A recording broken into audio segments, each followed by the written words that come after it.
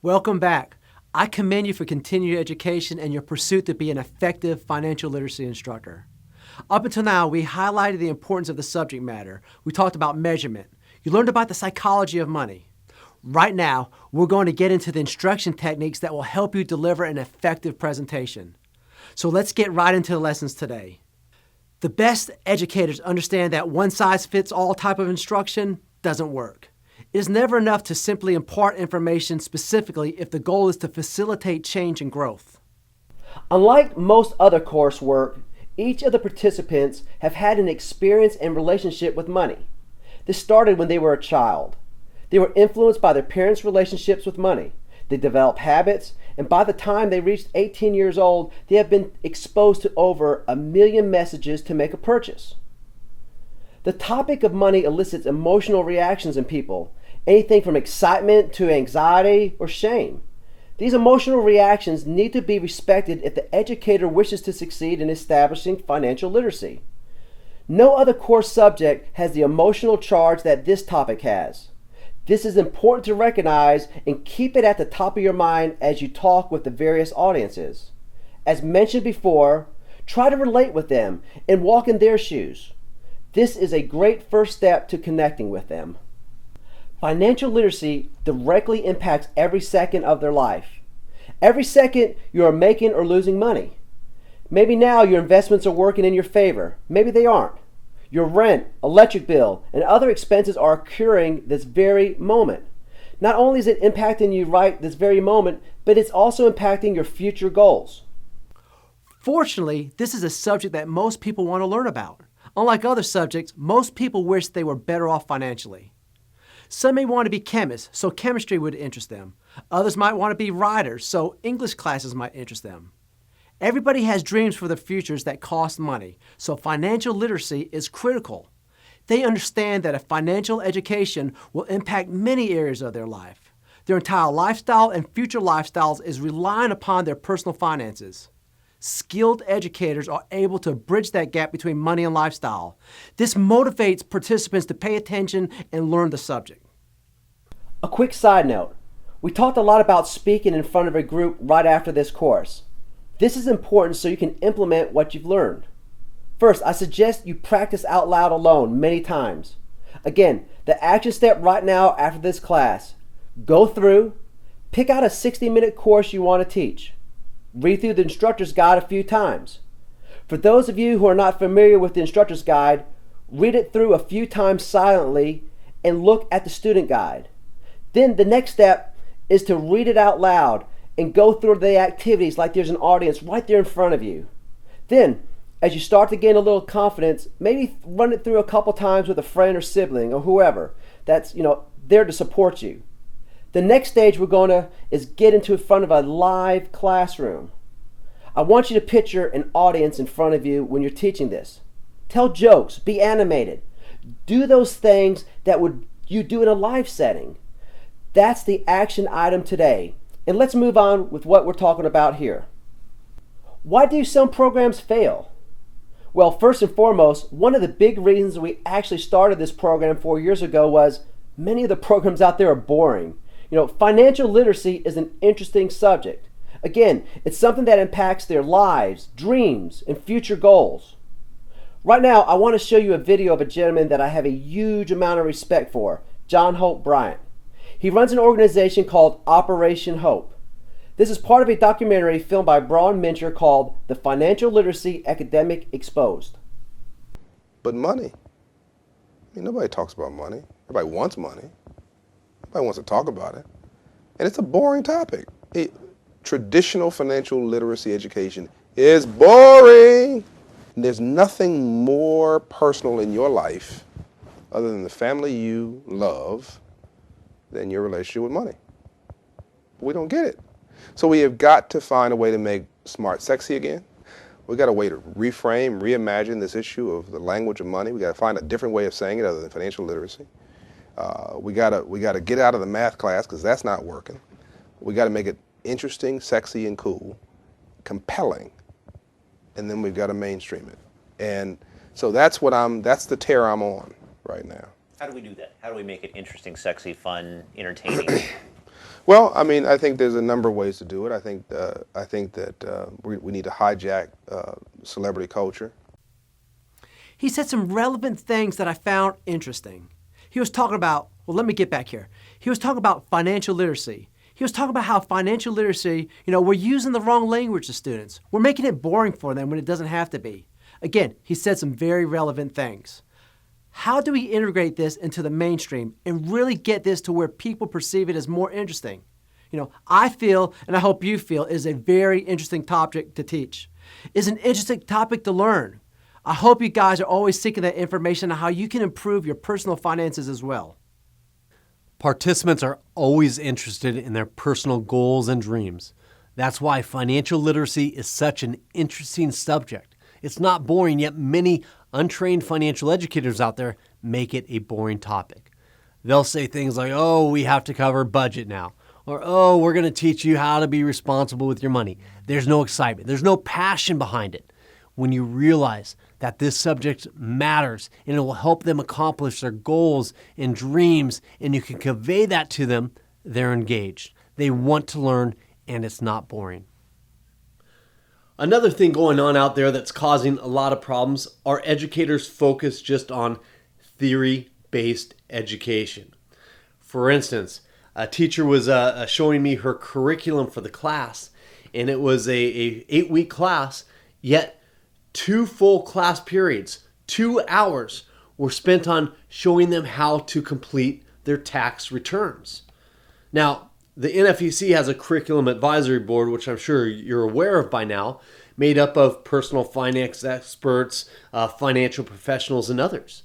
And they don't do their own taxes. So why are we teaching teenagers and young adults to do their own taxes? What they do is they hire a professional. They hire a professional CPA or tax person. That's what we should be teaching. How to find that trusted financial professional. There's over 70,000 pages of tax code. Why would you teach that, especially when there's so many penalties if you mess up? You can get fined. You can get thrown in jail if you mess up.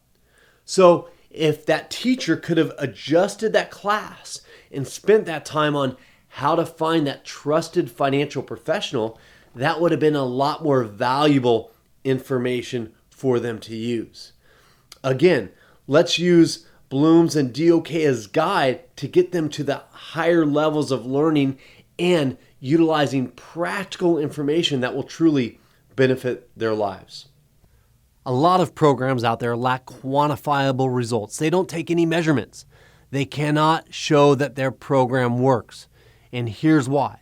We have people out there that are teaching classes but not measuring.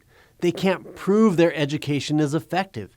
It's really important that you prove your class is evidence-based in making a difference and an impact on the participants' lives. It's really a big thing, but it separates you against the average educator and takes you to that professional level. Another problem is that many educators are using poor quality curriculum. Now, we believe a great educator can make even the worst curriculum good. Now, if you're starting with good curriculum, it just makes your class that much better. So, if you, again, start with practical, real-world curriculum that really helps participants establish positive financial behaviors, you're going to be ahead of the game. Avoid that poor, outdated curriculum. Also, if you're working with kids or young adults, don't use anything branded with credit card companies, logos, or anything they produce. Even high-rate lenders or junk food companies or alcohol companies, don't use that. If it doesn't align with your values, don't utilize their material. Remember, anything you bring into that classroom is an endorsement on your part. You don't want to be endorsing organizations that you don't ethically agree with about how they market to their participants. So find that quality curriculum, that independent lesson plans that aren't selling anything. That's giving that true real-world education. If it has measurements built in, even better. Then you can quantify the results of your program and deliver high-quality material to your audience, which in the long run will help them improve their financial capabilities. One of the biggest problems is we don't spend enough time teaching financial literacy. For most people, economics is the only class they get, and they consider that to be their financial literacy. And it's nice to know about supply and demand and international trade, but what you're really trying to do is help people balance their accounts and know where their money is going and how to manage it. So bottom line, we don't spend time teaching it. If you had 2 weeks of Spanish, would you remember anything? If you had 2 weeks of history, would you remember anything? I don't think so. Yet they think, okay, in a very short period of time, we're going to transform somebody from whatever they are now into this great personal finance expert. No, it does take time. It does take repetition. You can have a 2-week, very intensive class. However, what we are going to talk about later is the importance of follow-up in reminding people of what they've learned before and also making sure they are taking those actions and steps which are critical. Right there below, you don't have to follow up education again. Those little reminders are key. It just keeps people on track once they're out of your sight. So many people forget what they've learned. What we are talking about is helping them retain the information and take action. Those little reminders given in different ways can be very helpful. One of the big things we are into is what we call the holistic approach to teaching financial literacy. What I mean by that is that we don't just teach the end user. We provide the tools, the training, and the research resources to those that support the development of the end user. For instance, if we go into a high school, we're going to go into the high school and teach the students the best that we can. Not only do we want this to influence the students, but we want to get the teachers involved, get the administration involved, and get the parents involved as well. Now, we're even doing cool things where we're getting the end user, the students that we've taught, involved to teach younger levels as well. The more times or the more people that we can get into the circle of education and repetition, it increases our reach with the audience. This is an advertising term, reach, and which means is the number of people we can actually touch or impact. More people are hearing about this. Also, the frequency of that message being heard is critical. If they hear again from their parents and their teacher, that's 2 more people besides the individual or the instructor that they heard in the classroom. Now, this isn't just for youth. We can utilize this when we're teaching adults as well. We'll have them talk to their kids about money. We're putting them into the teacher role, which gives them more reasons to be able to deliver that message clearly to their kids. We'll spend a lot of time on the topic in future videos, but it's important, so we wanted to introduce this earlier on. Bottom line, try to get the entire family and support group involved in the education of your target market. The last thing why programs fail is they focus solely on the education and they don't focus on the movement to action, which is critical. Again, just as we talked about here today with you, if you take this class, graduate, and then you don't do anything for 2 months, well, you know what? I'd suggest that you go through the entire class again because you're not going to remember everything that's needed. Repetitions and implementation are key to any education. For those of you that are teaching right now, I want you to start to integrate some of these lessons and take some of these techniques we're going to be talking about into your teaching right now. It's going to take a little bit of time for you to get used to it. It might feel forced initially. It might feel awkward. But anytime we make changes, it always feels a little awkward. Get through that because these techniques do work. We've seen it work, and make sure you're continuing to push yourself forward because, again, our goal is to make you the best financial educators out there. It's going to take effort on your part, but being recognized or achieving your personal goals, it will be worth it. What we're going to be talking about today is a few things. We're going to start off with Gardner's theory, which is the multiple intelligence theory. Just so you can understand your audience, everybody learns differently. Then we're going to move into what we call the persuasion or sales technique. How do we really move somebody to take action in a way that's very relevant and in alignment with their long-term goals? We're going to talk about dreams and lifestyles and how they can be really the carrot on the stick for everything we do. We're going to talk a little bit about neuro-linguistic programming. Much of the empirical data of NLP is poorly supported. Some of the claims NLP practitioners promote doesn't really work, but there are some things within there that we pulled out that are relevant when we're teaching a class. We're going to mainly focus on attaching what we're teaching to the values and identity of people while influencing language. That's what we're going to be covering in this section, so let's get started on the multiple intelligence theory. Howard Gardner's multiple intelligence theory basically explains that people learn different ways. Some people are visual type learners. Some people learn through presentations where they can put their head down, they just want to listen. These people may like audiobooks. Other people like that hands-on type of learning. The important part right here that I want you to notice is everybody learns differently. You may learn one way, but understand that everybody in your audience is learning in a different manner. If you utilize our curriculum, this is already built in there. The language we put in, the activities, the integration of videos and different things, it's built in to accommodate many different learning styles. But I do want to caution you, as you're pulling out activities, as you're designing classes that you're going to teach, make sure you consider the various learning styles. I caution you to not be biased toward your own learning style. Remember, all learners are different, so if you're pulling out all lectures because that's what you enjoy doing, consider your audience as well. Maybe you want to integrate a game in there, or maybe you want to integrate a video. Make sure you're thinking about your audience when you're pulling out those activities out of our curriculum. Let's break this down a little bit further. Linguistic intelligence. These are people that communicate well through the spoken and written word. They are more than happy listening to a lecture. They enjoy it, and that's how they learn. If you're going to give a presentation, they're going to be active and attentive listeners to you. Logical and mathematical intelligences. We have our logical and mathematical intelligence. Now, I always find it interesting. I love financial literacy, but I'm not really that analytical number cruncher type of person. I like to round my numbers in class. I've actually had to start to. I still round a lot, but on certain things I get down to the penny because these people like it. They're like, hey, this problem is off a little bit. What's the actual calculation? You'll hear sometimes, what's the actual number? It's very interesting, but again, my job as an educator is to accommodate their learning style. It's not for them to accommodate my teaching style. That's important.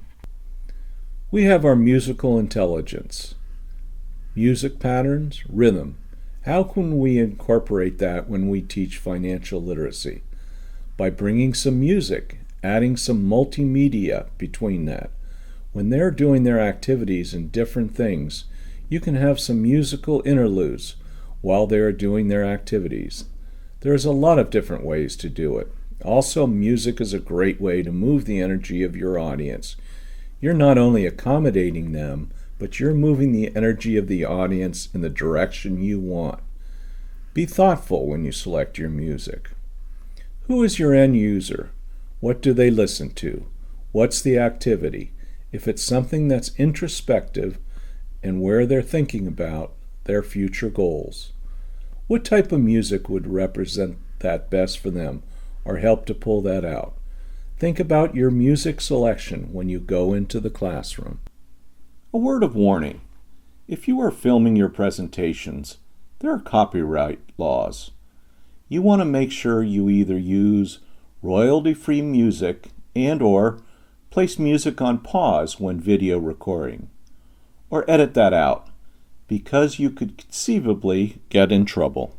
I don't think there's a Gestapo out there trying to track down financial educators that are playing illegal music, but you still want to respect somebody's copyright. Just make sure you either press pause on that recorder, because I want you recording your presentations. You need to see how you are delivering that, because that's how you improve. We covered that last class. We have people that are more body and kinesthetic learners. Like those activities, they like movement. At least when I was in school, all we do was sit and listen to lecture all day. That was the vast majority of what I recall in school. Now we had some people, some teachers that we did some cool things, some cool activities. We sat on the ground, did some different group things, and different things like that. But I remember always just sitting in class. It's a picture that I had in my head. It doesn't really accommodate this active type learner. That's why we include a lot of activities. A key term that we utilize is project-based learning. That's a lot of what our curriculum is about. That's what you'll see when you're doing these different projects and activities. If you can incorporate larger projects into what you're doing, this is perfect for that kinesthetic type learner. Our spatial intelligence and intrapersonal intelligence share some similarities. Those that lean towards spatial intelligence, they can imagine something in these different patterns and make it more of a reality. They are thinkers, introspective. Same with interpersonal. They understand oneself and one's feelings a lot of times when they're going to respond well when you're sharing stories, especially those personal stories about you or somebody you've heard about. This is a big one. It's a great way to connect with it. Then we have our interpersonal intelligence. They understand intentions, motivations, and goals of others. When we're doing projects like how do you choose a trusted advisor or trusted insurance representative, they really get into that. They like the psychological and sociological aspects of what you're talking about. One thing I want to mention is you're not going to find people just in one set. There are some learners that are just your linguistic learners, and that's it. But most have a combination of all these different learning styles. They'll lean more toward a few, but they do have pieces of almost all these different learning styles. By mixing up your presentations, by mixing up what you're doing, you're not only helping reach more people, but you're also helping to activate different aspects of an individual in your class. Spend some time. Start to think about these different techniques. First off, I want you to think about what type of learner you are. Then start to think about your audience and how you're going to incorporate these different learning styles into what you're teaching. I still remember going back to some of my teachers who stood out, what made them stand out, the different things that we did. I remember some projects that we did when I was in the 6th and 7th grade, growing gardens and different things. I remember teachers that were very vulnerable. They shared personal stories. Those type of teachers do stand out. If you want to be that type of educator that people will remember, not only now, but a few years, 5 years, 10 with me, 20 years from now, I don't want to age myself, but 20 years from now, just have my 20th reunion. It's important that you relate and understand your audience in a way. Empathize with them and share things that actually connect with them. Use this as a guide. As you're choosing the curriculum and teaching your class, keep this in the back of your mind. Are you reaching everybody? I know we work with a lot of real analytical people. They go in their class and they just want to start crunching numbers. Let's do a budget. Let's calculate the return on investments. Let's do all this stuff. Well, they're forgetting about these other types of learners out there that learn more toward another type of way, and it turns them off almost immediately. Understanding your learning style and when you're teaching, make sure you're just not teaching people the way you want to be taught, but you're really thinking about the audience as a whole. As you do get back your surveys, as you get the testing back, you're going to notice areas you're strong on, some that you're weaker in, and that you may need to improve.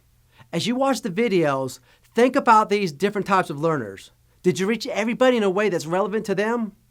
That's the importance of the video. That's the importance of reflecting on the past events, and that's the importance of getting feedback from your audience.